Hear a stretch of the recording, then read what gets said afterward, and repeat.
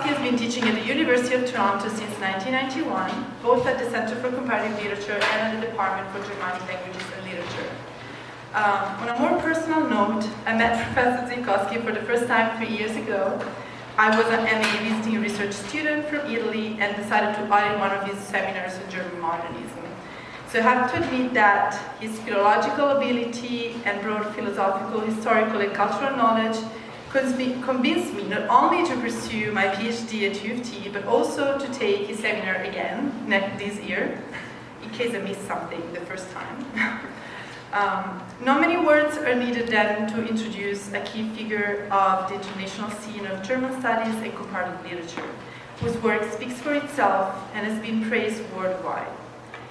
Among the most recent recognitions, one that stands out is the Friedrich Wilhelm Bessel Research Prize in 2017, awarded for the exceptional research that Professor Zilcosky has carried on and will carry on in the future. In addition, he won the National Endowment for the Humanities Fellowship and 2 major Canadian Social Sciences and Humanity Research Council grants. Today, the title of Professor Zilcosky's speech is Modern Times. Reflecting the theme of modernity that Professor Zilcosky has dealt with from a variety of innovative perspectives, as his numerous publications have shown. I'm thinking in particular of the monograph Kafka's Travels, Exoticism, Colonialism, and the Traffic of Writing, published in 2003 by Paul Gray. In this book, Professor Zilcosky rereads Kafka's writing from the standpoint of travel and Kafka's fascination with travel and fin de siècle travel writing. In putting this spin on complex narratives of alienation and metaphysical longing, Professor Zilcosky elucidates how travel figures in and informs all of Kafka's writing, from his earliest attempts at fiction through his last stories and letters.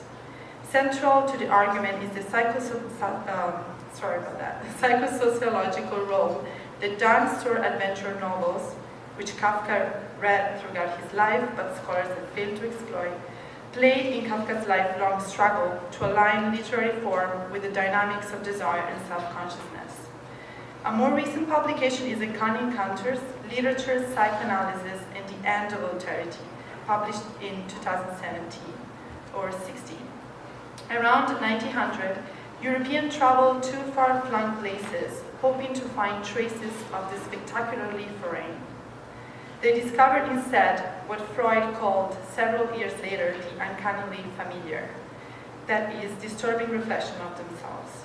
Professor Zilcosky demonstrates in his book how these popular uncanny encounters of 1900 travelers influenced Freud's and the literary modernist use of the term and how these encounters remain at the heart of our cross-cultural anxieties today. More recently, Professor Zilcosky is working on a new publication on the cultural and literary history of wrestling from Plato to Beowulf to Hulk Hogan, aiming at showing how this discipline reveals essential aspects of the Western bodily perception and spiritual life. I hope to have been able to render justice to Professor Zilcosky's achievements, and I finally pass the mic to him. Please help me again to welcome Professor Zilcosky.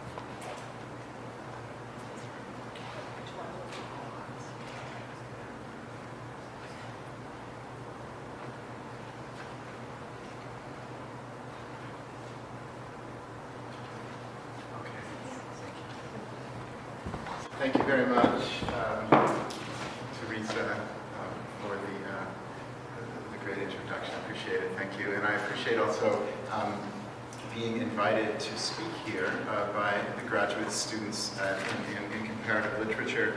And in some ways, it is especially fitting because unlike other topics that I'm sometimes invited to speak about, I've actually never published anything at all on the subject of time. but what I have done is often taught about it. It's been a long time fascination of mine, so my students might think that I have published on the topic and haven't. But this has been a great opportunity to write up so many things that I've been thinking about in these seminars over the years with my graduate students. It's been a kind of secret desire of mine to, at some point, write something about time.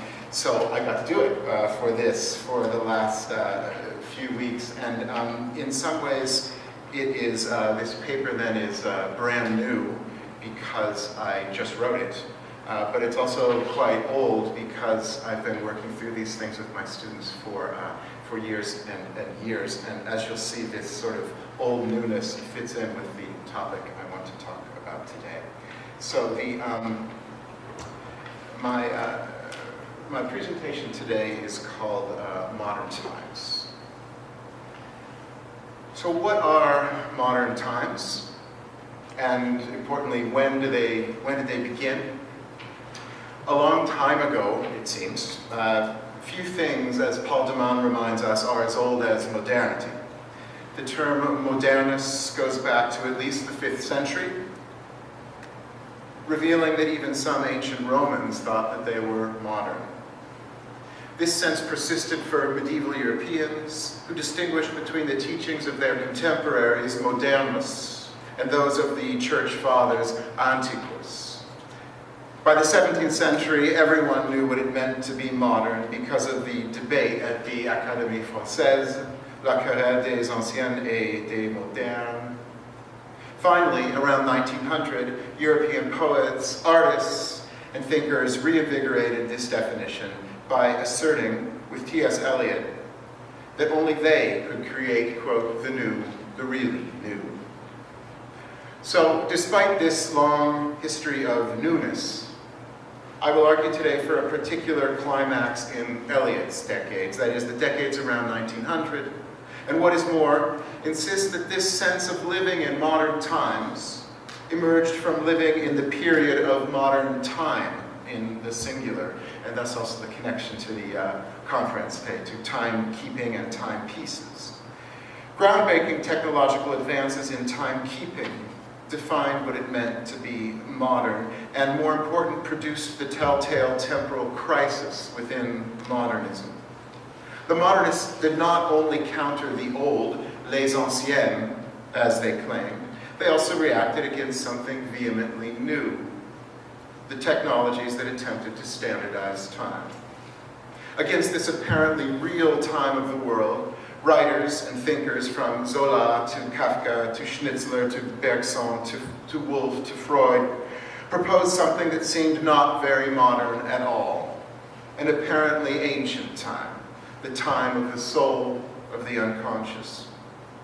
So what was this old time of modernism, I will ask? Was it a return to something primeval, or was it itself something new? Before responding to these questions, let me ask, what were the technological developments in timekeeping in the late 19th century? And why did these cause such shifts in the perception of the world? Why did they disturb the status quo more than, say, the invention of the mechanical clock in the 14th century, which began to control daily life from church towers, or the 1502 creation of the pocket watch, which for the first time brought time near to the body? The answer is, at least in part, metaphysical.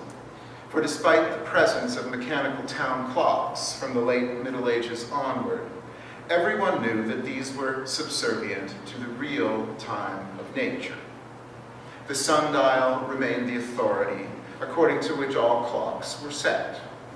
Even when, in the late 18th century, towns began to establish solar mean time, so-called clock time, based on solar averages, this gap remained.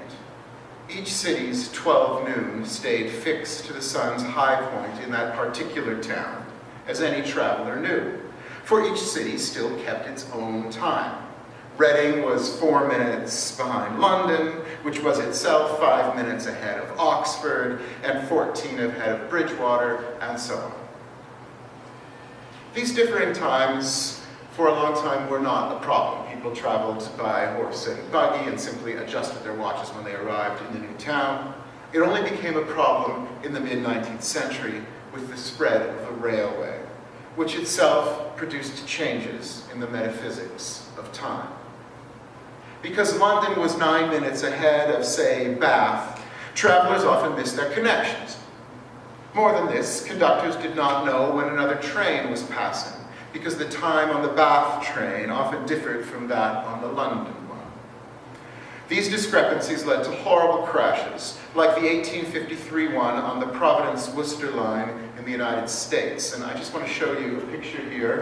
Let's see if it comes up quickly. Yes.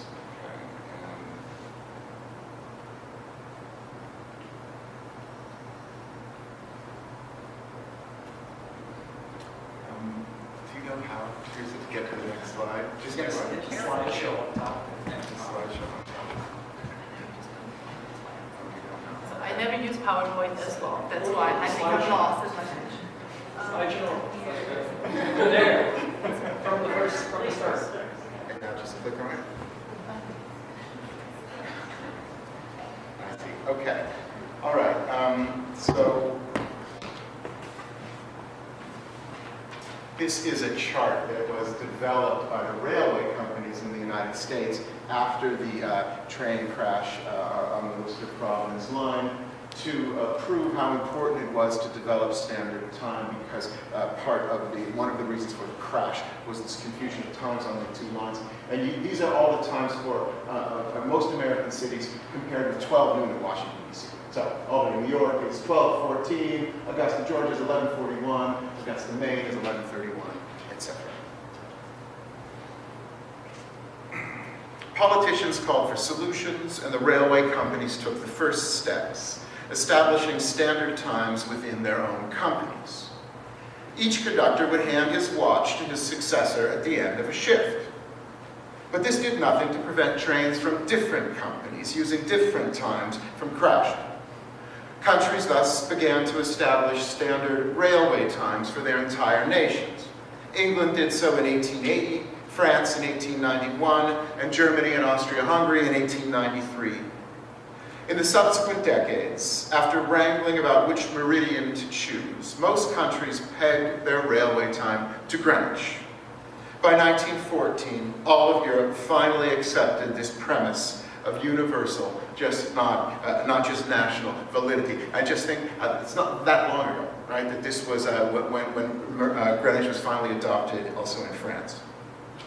Greenwich time was, of course, still determined solarly, but people forgot that it was, especially because in their towns, the sun was no longer at its high point at 12 noon. Sundials became historical curiosities, and the hierarchy between the clock and the sundial reversed itself. Sundials now had graphs to equate them to the real authority, the railway clock, not the other way around. For the first moment ever, abstract time seemed to gain a metaphysical and universal authority over nature. But this authority was not complete, and it initially produced only confusion. The new time appeared solely at train stations, while local solar time ruled everywhere else, on church towers, home clocks, and pocket watches. For this reason, travelers were often late, leading the French in 1891 to delay all departures and turn the clocks inside the train station back by 5 minutes. So this meant when you went to the train station in France, in order to get people from missing so many trains, the correct railway time, Greenwich time, was outside. And as you walked inside the train station and got to the platform, the clock had been turned back 5 minutes in an attempt to deal with this problem of missed trains. Travelers thus gained time when passing beneath the outside clock. But this left passengers frantically comparing these indoor and outdoor clocks with their pocket watches. Medical researchers, so-called railway doctors, it was an actual profession, railway doctors, because of all the pathologies that were developing around the railway, they argued that such bewilderment produced nervousness and even neurotic illnesses. Britain's Journal of Public Health reported that, quote, the fearfully punctual train was causing great anxiety and even cases of, quote, nervous shock.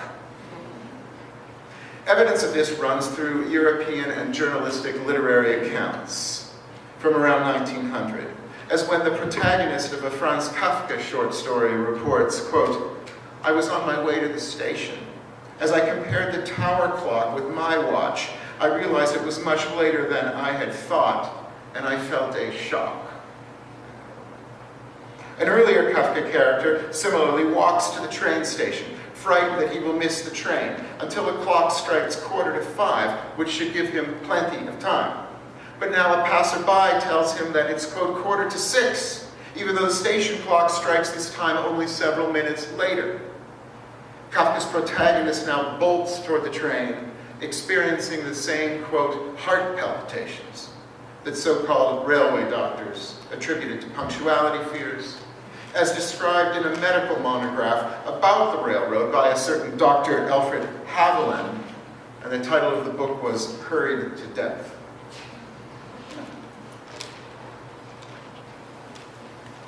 In addition to pathology, the introduction of railway time sowed defiance.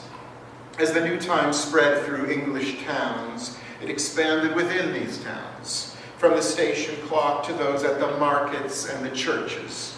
But municipalities resisted, and there's the famous case of Exeter, where the dean of the cathedral refused to bow to the demands of the railway companies. And he insisted that the cathedral retain authority over the city's time, not the railway. This resistance materialized not only on the cathedral clock, which remained on local time, and of course also astrological time. They had an astrological clock and a clock on local time, but also on other public clocks. The only compromise was to add a second minute hand to the faces, so that travelers could see local and railway time at once. And these double hands, if any of you have ever been to Bristol, will see it to this day on the Bristol Exchange, and it was common throughout many European towns. This is the Bristol Exchange. So this is railway time, which was London time, which was slightly ahead, and this was local time in Bristol. Through this resistance, local time found itself allied with the time of the church, which measured time cosmically, of course, through great eras, but also locally, through the arc of individual lives, ways of life, and of the soul. Church time posed critical local questions to the new system. Could railway time ever do justice to each individual's sense of time as times, as memories, the old times, as love, good times and bad, and as the end of life as we know it, or the end times? What is a life or a lifetime beyond how we know it? Railway time threatened to efface the temporal uniqueness of individual communities like Bristol, and with this, the uniqueness of individual births, loves, and deaths. The inscription beneath the Exeter Cathedral clock reminded the townspeople of that other time, the time of life and death. Sic transit gloria mundi, so passes worldly glory. Although the dean eventually submitted and standardized, of course, the cathedral clock, his form of resistance continued. The man on the street, too, sensed that railway time was encroaching on the profundity of life. On November 17, 1883, the evening before railway time was introduced across the United States, the editorial page of the Indianapolis Daily Sentinel read, quote, "People must now eat, sleep, and work by railroad time. People will have to marry by railroad time. Ministers will be required to preach by railroad time." The editors gave voice here to a widespread complaint. The standardization of time would strip life's most important moments of their distinctiveness. Sexuality, death, and religious inspiration were now all on the clock. Church, like sex, was just another thing to schedule, according to unforgiving railway time. Remember, and this is not new for those of you who have to schedule things like sex in a busy schedule. This is not new because you remember already a century before this, Tristram Shandy's father had planned sex with his wife once a month, right after he would wind the large clock on the staircase. And death, too, was on the clock. Arthur Schnitzler's suicidal 1900 protagonist, Lieutenant Gusto, decides that he will shoot himself at 7 in the morning. But which 7 a.m.? He asks himself. For even though Austria-Hungary had adopted standardized railway time in 1893, Vienna, like Exeter, still kept local time on its public clocks, producing a tragicomic confusion for poor Gusto. Quote, should I kill myself at 7 a.m. railway time, Bahnzeit, or 7 a.m. Vienna time, Wiener Zeit?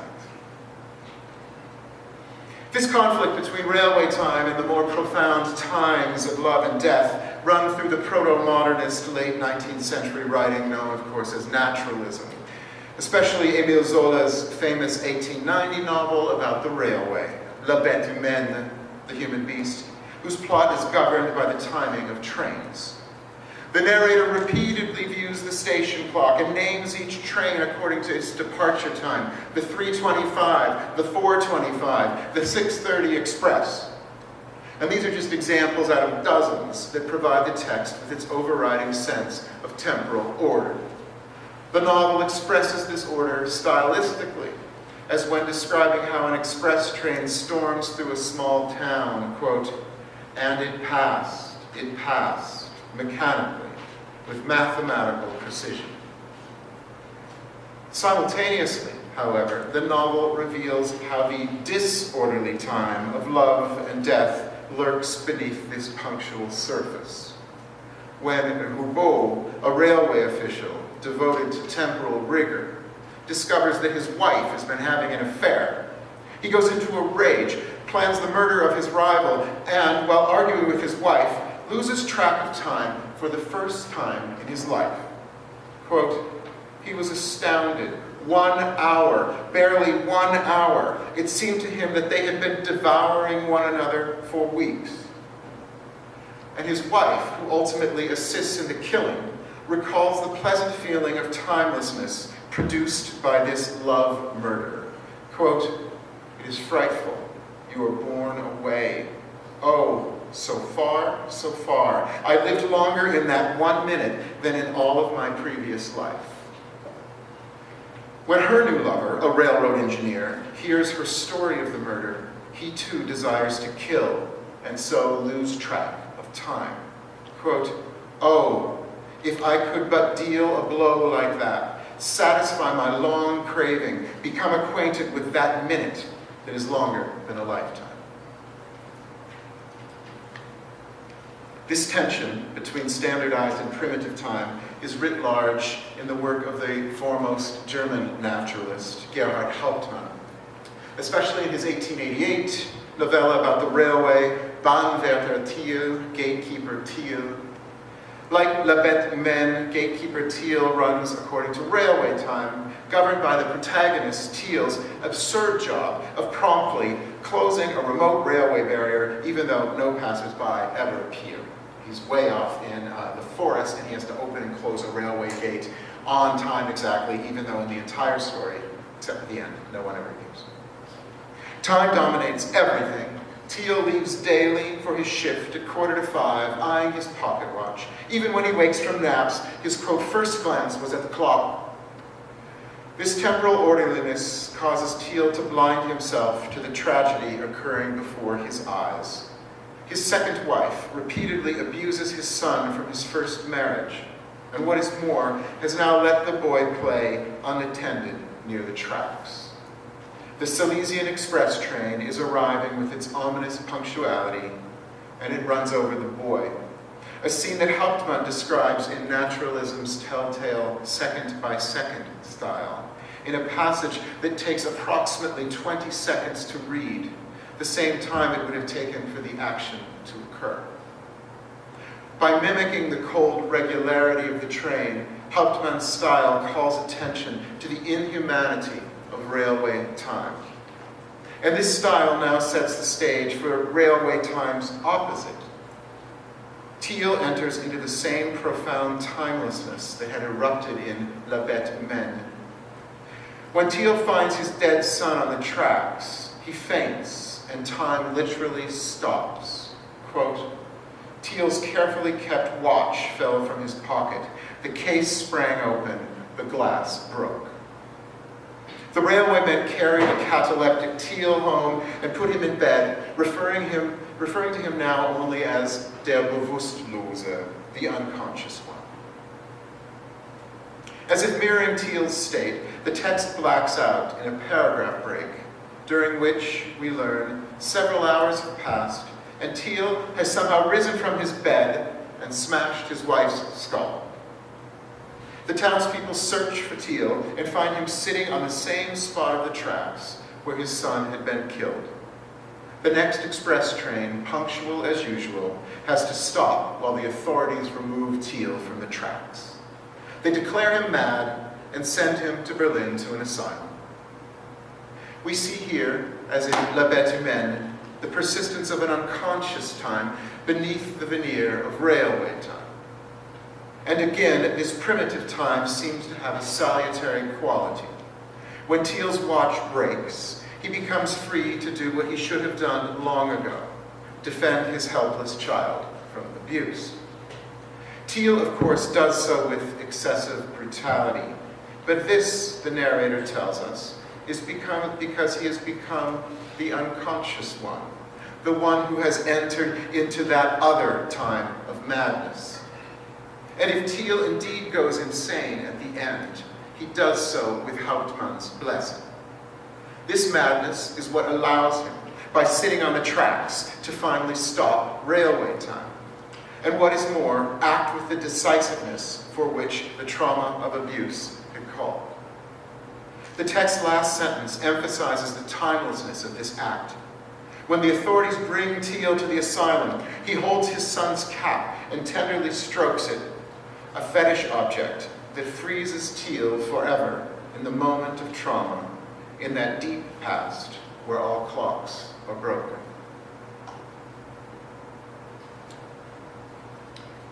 This suspicion of standardized railway time explodes in modernism proper, notably in one of Europe's first stream of consciousness texts, which I mentioned earlier, Schnitzler's 1900 Lieutenant Gustl. Gustl leads a shallow young officer's life, drinking, playing cards, chasing women, until one evening he provokes a baker who threatens to break Gustl's sword. Gustl realizes that this humiliation by a lower-class man requires him, even though no one has seen it, to kill himself, according to the military codex. He can't challenge this man to a duel, according to the codex, because the man is not satisfaktionsfähig, which means he's not capable, because of his class, of giving satisfaction through a duel, so Gustl must kill himself. He resolves to do it at 7 the following morning, as I mentioned. The entire story leads to this planned suicide, and as in La Bête Humaine and Gatekeeper Teal, clocks circumcise the process. Gustl continually looks at his watch or hears tower bells, such that we know exactly when everything occurs.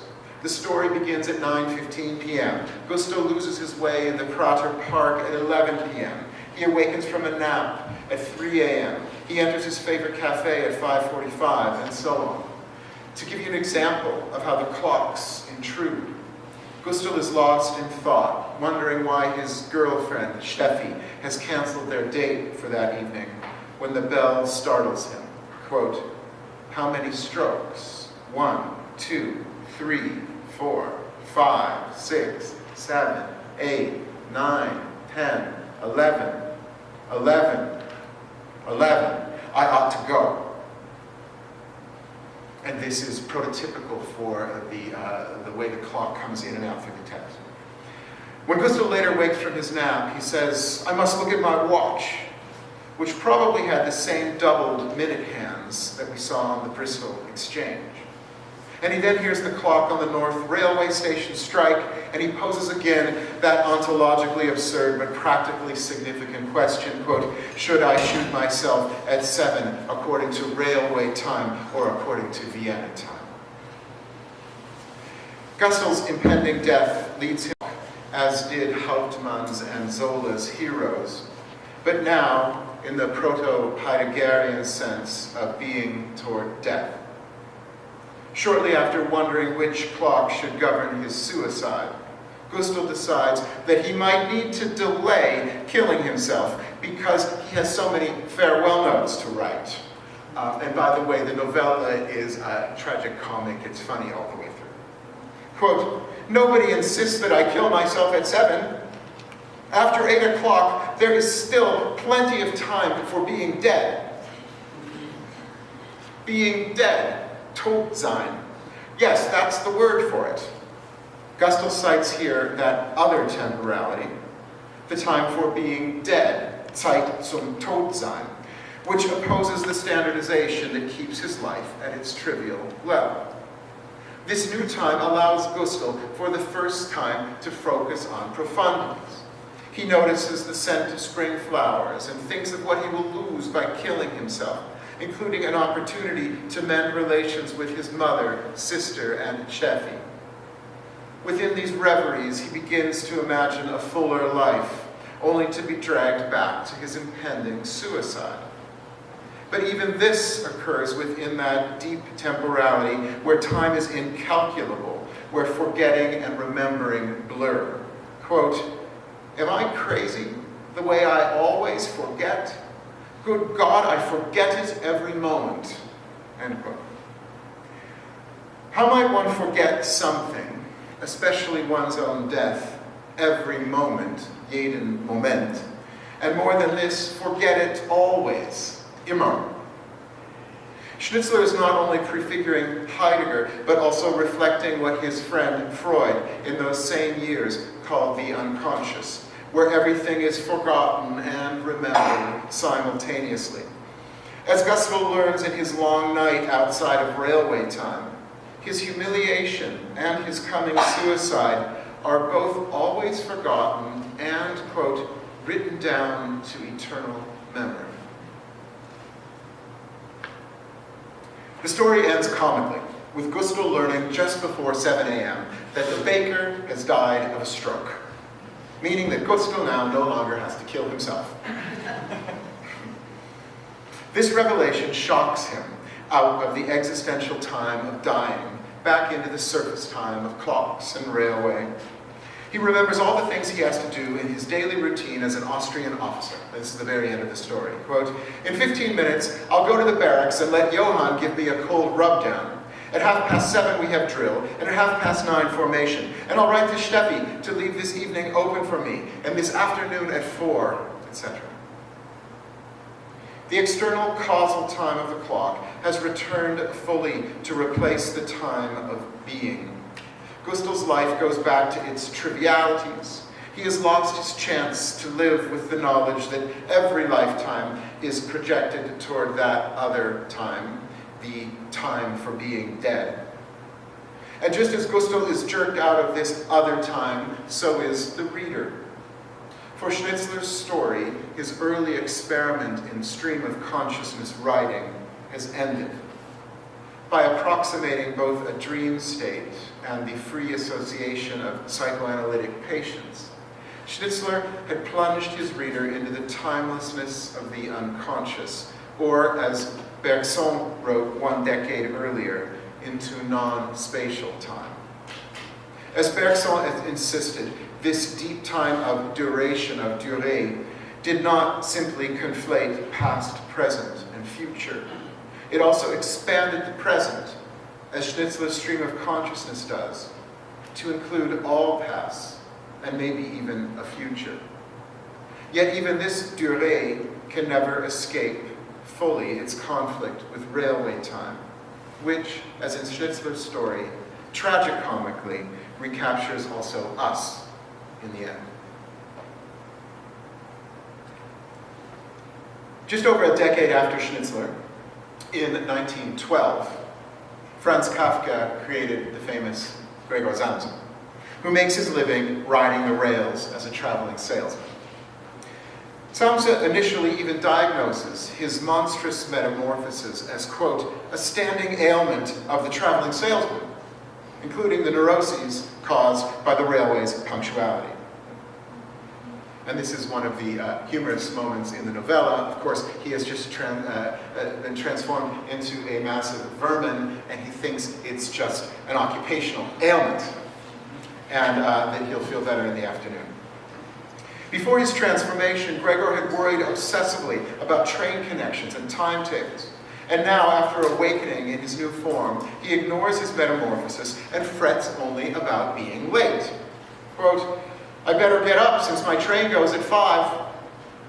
He watches in terror as the minute hand on his clock moves fantastically fast, foreshadowing the one in Fritz Lang's Metropolis that parodies the speed of modern time. This clock torments Gregor for the novella's entire opening section. Quote, the alarm clock had just struck 7:15. Quote, 7 o'clock already, Gregor said to himself. And, quote, before it strikes 7:15, I must be quite out of this bed. Gregor attributes this unforgiving timekeeping to the punctuality of trains. Quote, the next train went at 7 o'clock. He would need to hurry like mad. And, quote, even if he did catch the train, he wouldn't avoid a row, for the firm's porter would have been waiting for the 5 o'clock train. Gregor's family, too, is obsessed with railway time. Gregor, it's 7:15, his mother asks. Hadn't you a train to catch? His father yells, quote, why didn't you catch the early train? And his mother adds, Gregor's not well, sir. Believe me, what else would make him miss a train? Time slips by with each missed departure. And as if Gregor did not already know it, his boss reminds him that time is money. Quote, you are wasting my time. Kafka provides the counterpoint to this temporal torment in the novella's second section, which, unlike the tightly wound first one, lasts an indeterminate number of months and reveals a different, salutary side to Gregor's transformation. It allows him, in his new vermin body, to escape railway time. He stays awake at night, and instead of sleeping, crawls the walls and the ceilings, hanging suspended there in, quote, blissful absorption. The sexual aspect of this nighttime enthrallment is clear from the, quote, sticky stuff that Gregor leaves behind. Kafka puts a fine point on this when he has Gregor press his underside against an erotic wall photo of a lady swathed with furs. He, quote, soothes his hot body on this photo, shocking both his mother and his sister, who have now stumbled in on him. Kafka often connects such perverse pleasures to absorbed releases from time, as when Joseph K. from the trial rolls on the carpet with Lenny, and the text blacks out in a paragraph break that lasts, quote, for hours. Or when K. from the castle carouses with Frida on a barroom floor while, quote, hours went past, hours in which they breathed as one, hours in which K. felt that he was wandering in a strange country, a country where one might die of strangeness, and yet whose enchantment was such that one could only go on and lose oneself further. This foreign land, outside of time, is the land of sex, death, and excess, the same erotic and murderous one into which the characters of La Bête Humaine, Gatekeeper Teal, and Lieutenant Gusto have already wandered. This land is also the foreign one of Kafka's nighttime writing, where he escapes from his own tormenting, quote, personal timetabling as a traveling insurance lawyer. So Kafka rode the trains all the time too, just like Gregor. Even, quote, night is not night enough, Kafka says, referring to his pleasures in writing all night till dawn and losing track of time.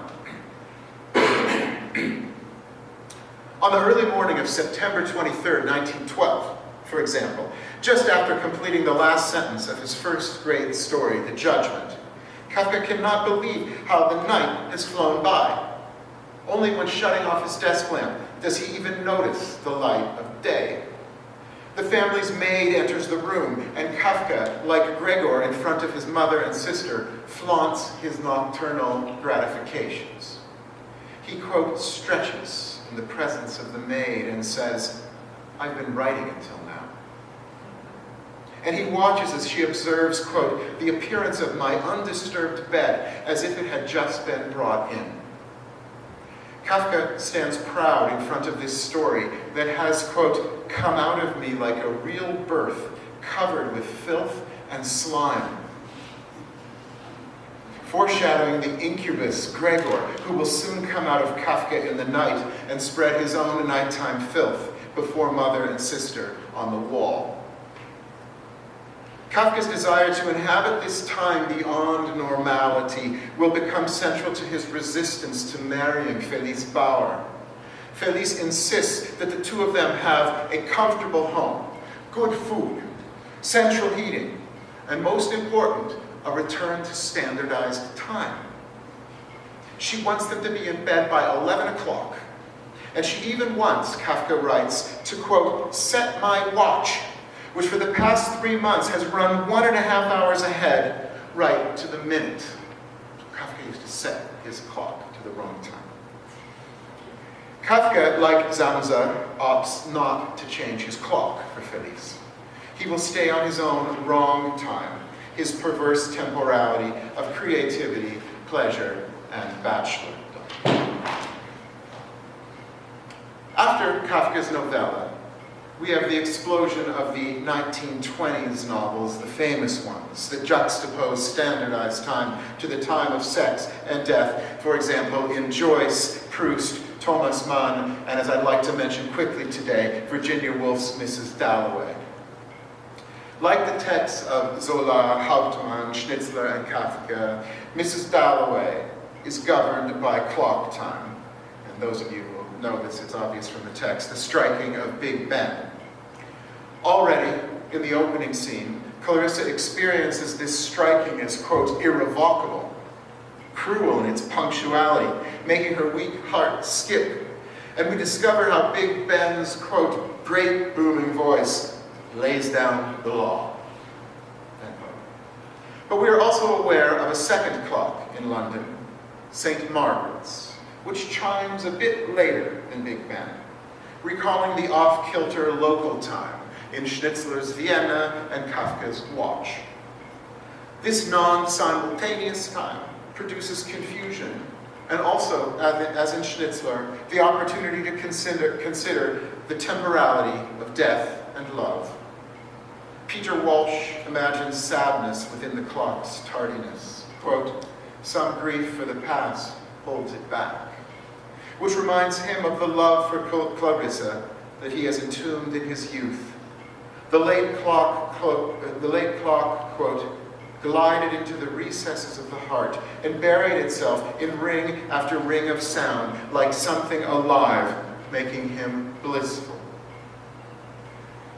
This joy then turns back to grief. The last peal of the bell tolls for death, reminding Peter of Clarissa's ill heart, and he imagines her dropping dead where she stands.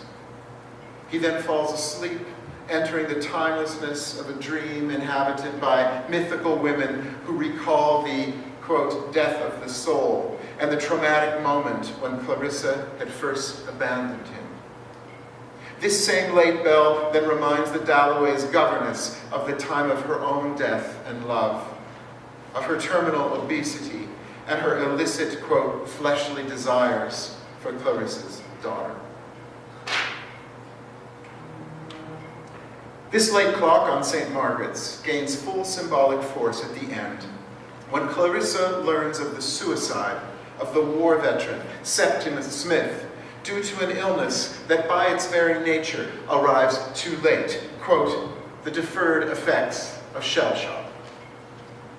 As Freud argued beginning in the 1890s, the symptoms of trauma appear only after the event, nachträglich, echoing that event, just as St. Margaret's echoes Big Ben, that chronicler of standardized time.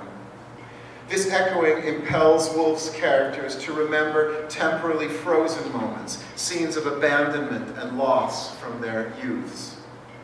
These ancient traumas gain the force of presence, producing an anachronistic simultaneity. 5 years after his friend dies on the front, Septimus experiences the event as if it were happening today. On a second level, Clarissa feels this old trauma of Septimus, as well as his suicide from earlier that day, as if they were happening to her now. And it is the tolling of a clock that causes her to sense this emotional simultaneity. Quote, "The clock began striking. The young man had killed himself, but she did not pity him. With the clock striking the hour 1, 2, 3, she felt somehow very like him, the young man who had killed himself. The clock was striking." Woolf never tells us whether this clock is Big Ben or St. Margaret's. But with her insistence on the, quote, deferred effects of trauma, we think naturally of St. Margaret's. Yet Big Ben is present too in this unnamed bell, if only to remind us of the counterpoint of that right time that gives the novel its tension. Big Ben lays down the law, while Clarissa and the others feel their minds expanding in a Bergsonian durée, a temporal flow that structures Woolf's novel as it did Schnitzler's. This dismantling of standard time in Bergson and in Woolf's and Schnitzler's streams of consciousness finds its psychological pendant in Freud, who insists from 1897 onward that the most important parts of human experience occur outside of time. The unconscious, which determines most of our actions, is, quote, timeless. It, quote, has no reference to time at all.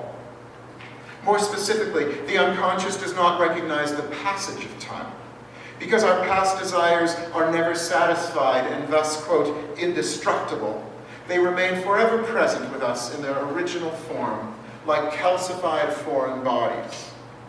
For Freud, abstract chronological time is not, as Kant would have it, a, quote, necessary form of thought. And this is the moment where Freud actually criticizes Kant's understanding of time. Rather, this form of time is a defensive mechanism invented by humans in order to arrange their past safely into a past.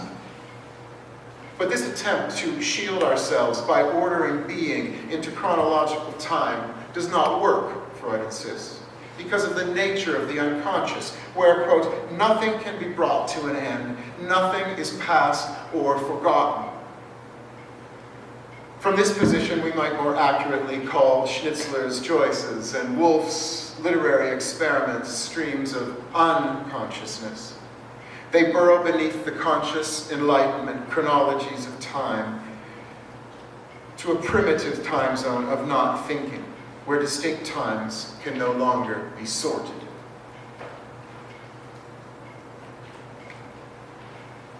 Freud's theory of time, like those of the modernists in general, contains a paradox. The unconscious is timeless. Here I'm getting back to one of the questions that I asked at the very beginning about what is the nature of this time. The unconscious is timeless, Freud claims, yet somehow it is also old. This same problem appears in the contemporaneous theories of Henry James and Bergson.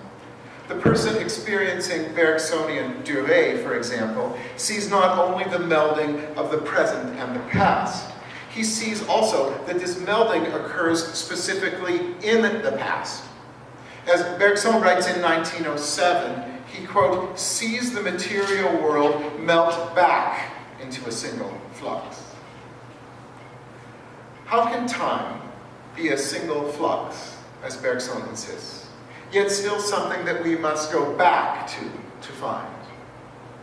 For Freud and Bergson, the answer lies partly in a key socio-anthropological assumption of their day. that we all carry within us our most ancient ancestor, primitive man, and that this old, savage self, like Freud's unconscious and Bergson's durée, knows no time. Contemporaneously with Freud and Bergson, social anthropologists indeed invented the very concept of, quote, primitive time, and they insisted that it was fundamentally different from modern time. We see bits of this first in Durkheim's 1902 primitive classification, then in Marcel Mauss and Henri Hubert's Time in Religion and Magic, and in E.P. Nilsson's Primitive Time Reckoning. Richard Pritchard Evans later puts a fine point on this theory during his fieldwork with the Nuer people of South Sudan. Quote, and this is from Pritchard Evans, "The Nuer people have no expression equivalent to time, and cannot, therefore, speak of time as though it were something actual, which passes, can be wasted, can be saved, etc. I do not think that they ever experience the feeling of fighting against time. The Nuer are fortunate." End quote. Bracketing the question of whether the Nuer really knew no time or no time stress, contemporary scholars dispute this. Pritchard Evans' envy of the, quote, fortunate Nuer begs the question, did so-called primitive time really exist? And if so, did it really persist throughout human history, from primeval man to the souls of today's Europeans? Bergson and Freud would probably say yes, but the fact that this concept of primitive time was only invented around 1900, contemporaneously with railway time, in other words, that it has its own temporality, this concept, its own life, suggests otherwise. Before this, no one, with the possible exception of Stern, Lawrence Stern had systematically questioned Newton's idea of the uniformity and forward progression of time. Did the discovery of primitive time and the corresponding old time of durée and the unconscious speak less to an historical truth than to a modern need? Did modern Europeans need primitive time to oppose the pressures of standardization? Was it precisely railway time that created this new modernist version of ancient timelessness? Just as we could say that the Industrial Revolution produced nostalgically what we now call nature, and the way the printing press retroactively made that thing that we call a manuscript significant. The wistful need to imagine a primitive time appears in Pritchard Evans' envy of the lucky Nuer. And even in modernist writing, we witness Virginia Woolf's claim that she is employing that other time of stream of consciousness to reach, quote, beyond the formal railway line of the sentence. This going beyond the railway line and railway time meant plunging into a Bergsonian flux of past and present. Yet this flux itself issued from the desire to return to a state where we, like the lucky Nuer, knew no chronological time, only a flowing. Freud likewise figured his unconscious, the way Freud describes rhetorically the unconscious, as a reaction to railway time. And this is probably not least due to Freud's notorious personal travel phobia about missing trains. And I don't know if any of you know of this, but if you don't, read the late 1890s letters to Fliess, where Freud writes over and over again about his panics about catching trains, and Freud refers to it as a, quote, travel phobia. And this burdened him for most of his life, leading him often to show up at railway stations hours and hours ahead of time. And of course, this anxiety of the train's punctuality did not only affect Freud, it was widespread in his day. And Freud posited an unconscious that, interestingly enough, often expressed itself precisely by resisting this kind of timekeeping. Freud documents this through dozens of examples, and I'm just going to mention a couple today because of time, right? But dozens of examples of people, including himself, missing trains. This is one of the main examples that comes up in Freud's understanding of the unconscious workings of desire, in both dreams and in real life, in parapraxis. Freud recalls, for example, once promising his brother that he would visit him in England and that he would take the quickest possible route. But Freud was all the while, he admits, secretly hoping to stop off for a day in Holland. Want to tell his older brother this. So while changing trains en route, Freud becomes disoriented. It's in Cologne at a train station. He squanders time talking to a conductor, and what happens? He arrives too late to get his connecting train. Freud thus has to take a different train, ends up spending a night in Holland, and indeed fulfilling his clandestine wish of observing Rembrandt's in the Rijksmuseum.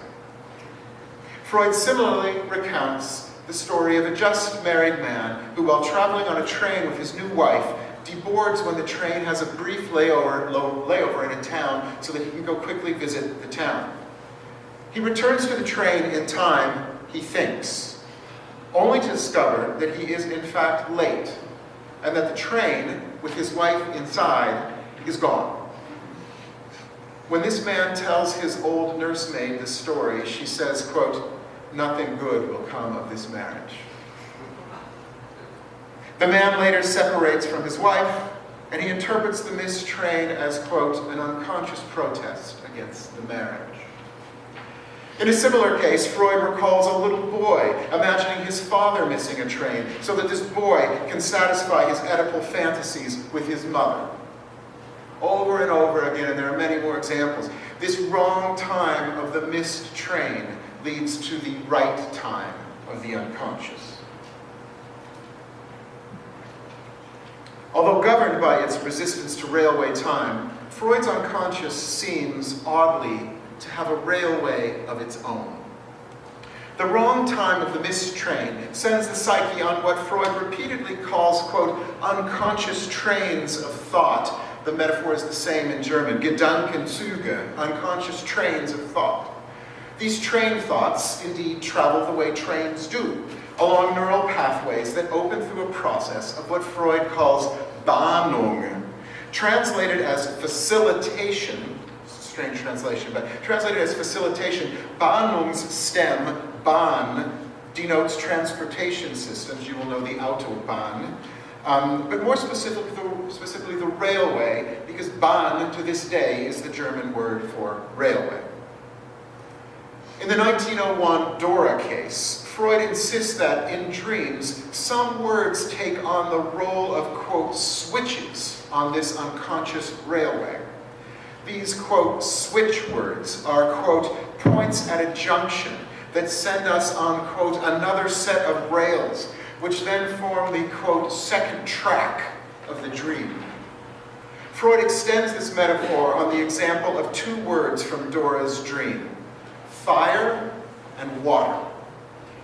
Through fire, quote, one set of rails runs by symbolic meaning to thoughts of love, while the other set of rails runs by way of the contrary, water. And after sending off a branch line, which provides another connection with love, for love also makes things wet, leads in a different direction. And Freud thus imagines a Janus-faced relation of the railway to the unconscious.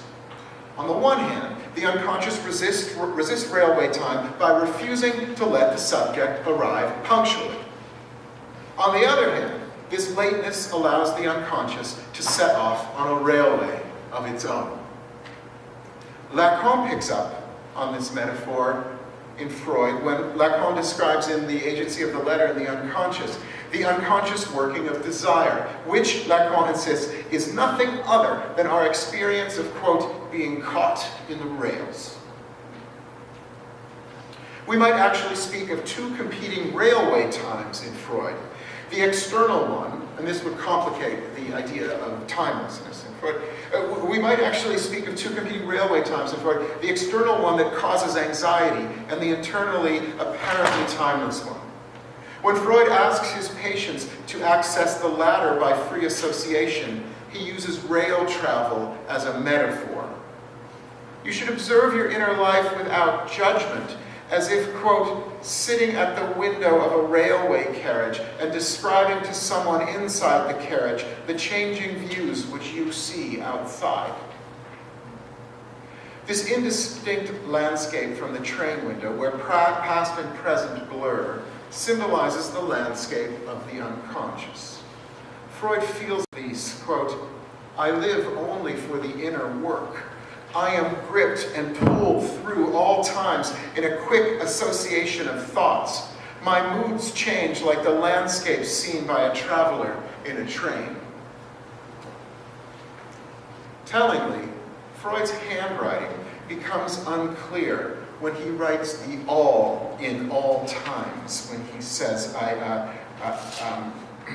I feel myself gripped and pulled through all times. When he writes the all in all times, it is blurred, such that, as Freud's editors note, we cannot be sure whether he has written all times, alle Zeiten, or ancient times, alte Zeiten. This penmanship blur is yet another railway parapraxis. When we are on the unconscious train, caught on the rails, we do not know what time it is. All times and ancient times blur.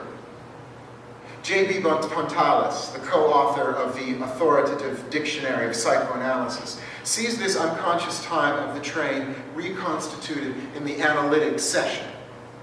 The traveler closes the door of the train compartment for the trip, and he lets himself be pulled through old times and all times while gazing out the window, just as the analysand sits behind the closed door of the office and allows himself to enter into the past present of memory, the timelessness of the id, and the repetitions of transference. The mind wanders, letting itself be pulled along these tracks of desire and loss. So what can we conclude, in conclusion, about this railway time of the unconscious, in both Freud and in modernity in general? On the one hand, the modernists seem to invent an ancient time, an apparently profound or old time, a time that was opposed and reacting to railway time. But Freud's writing exposes, however unconsciously, that this ancient time is not as old as he and his contemporaries had imagined. The slip of the pen reveals how ancient times, alte Zeiten, are entwined in all times, alle Zeiten. Freud's unconscious is both ancient, before time, as he insists in Beyond the Pleasure Principle, and it is strikingly modern. It is a technologized discourse network, a rhetorical time machine, an express train into the primitive. Freud employs the language of the new technology, tracks, Bahnungen, branch lines, junctures, and switch words, to imagine the very thing that this technology has forbidden him: the ability to stop the clock, to see the world outside of chronology, to imagine a new time of human possibility. Only this, Freud senses, allows us to begin to free ourselves from the neurotic chronologies of modern life, even if, as in the traditional clinic, we will eventually reorder this time. Further investigation might reveal something like a technologized ancientness throughout modernism. I think, just as a way of thinking forward, of the primeval singing that rises from the subway, that, quote, ancient spring sprouting from the earth in Mrs. Dalloway's London, and that streetcar toward freedom at the end of Kafka's Metamorphosis. For the modernists could not really have imagined returning to the happy Noor. If we want to go back, we seem to need to go forward in the sense of an airplane mode of the mind, or as imagined by Stephen Hawking, traveling at the speed of light or through a wormhole. This spaceship into the past with its ancient worm metaphor hits the tenor of Freud's techno-rhetorical experiment from a century ago. We let ourselves get caught on the rails and then look out and in at the landscape where ancient, modern, and all times look.